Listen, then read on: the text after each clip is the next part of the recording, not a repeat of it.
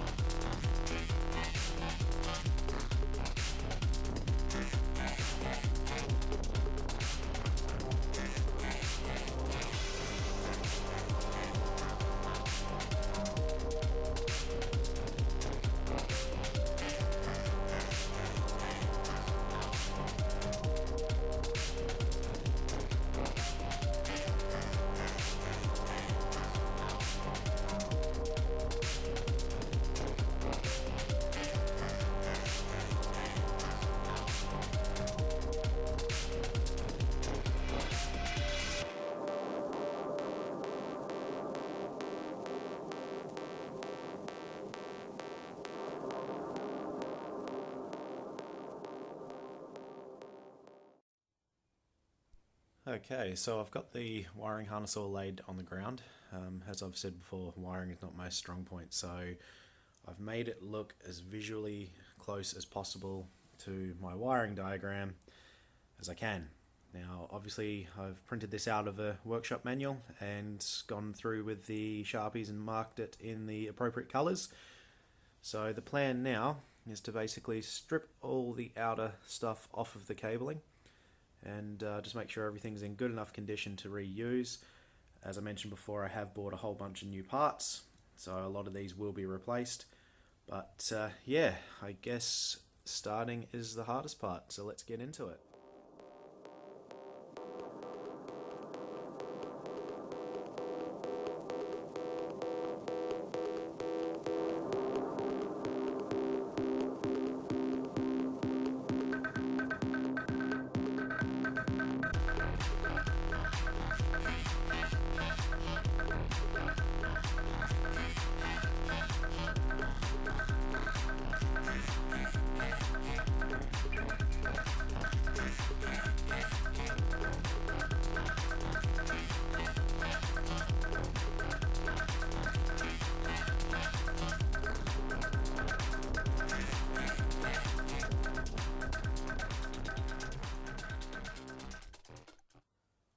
so that has gotten all the sheathing and the old electrical tape off the wiring.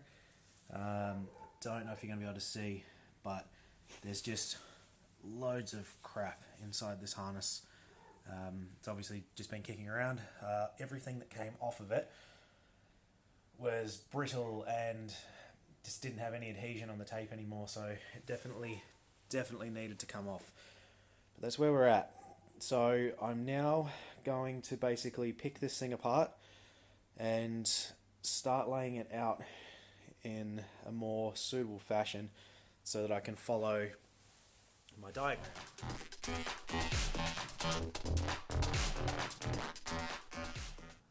Alright, so although it looks like a bit of a mess, I have finally got my head around this wiring. It took a little longer than I like to admit, but there was quite a bit to work out with this. It is a very simple loom, there's not a lot going on with these, but it still all takes its time. There's a lot of different joints and connections you've got to figure out.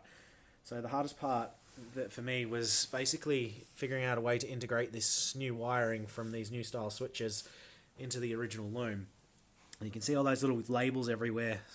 Basically, my process was to isolate one particular part of the loom. So for instance, I'd take the indicator circuit out, work through that initially first, and then go from there.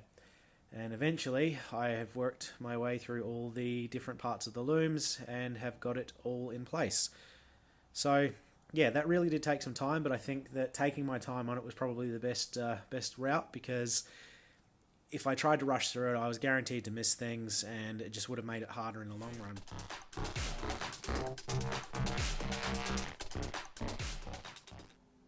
So I think that's as far as we're going to go with this one today, guys. I'm very pleased to have gotten my head around that wiring finally. It's a job I've been putting off for the longest because, quite frankly, I was a little bit scared of it.